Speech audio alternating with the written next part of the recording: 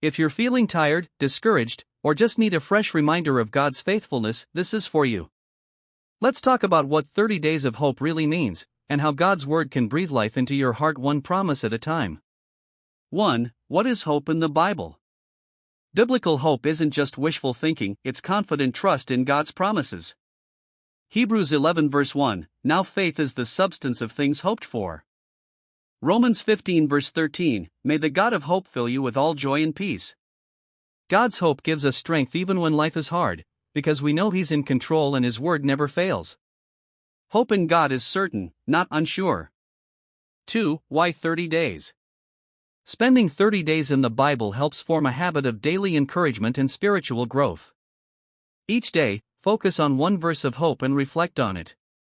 For example, Day 1, Jeremiah 29 verse 11, for I know the plans I have for you. Day 7, Psalm 34 verse 17, the righteous cry out, and the Lord hears them. Day 15, Romans 8 verse 28, God works all things together for good. One verse a day can change your perspective and your life. 3. How to do it. Here's how to get the most out of your 30 days of hope. Read the verse slowly. Pray and ask God what He's showing you. Write a short reflection or journal thought.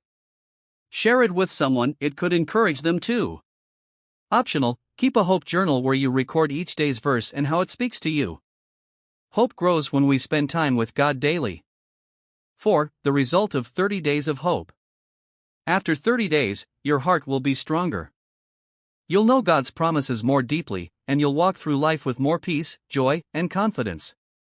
Lamentations 3 verses 22 to 23, His mercies are new every morning. Isaiah 40 verse 31, those who hope in the Lord will renew their strength.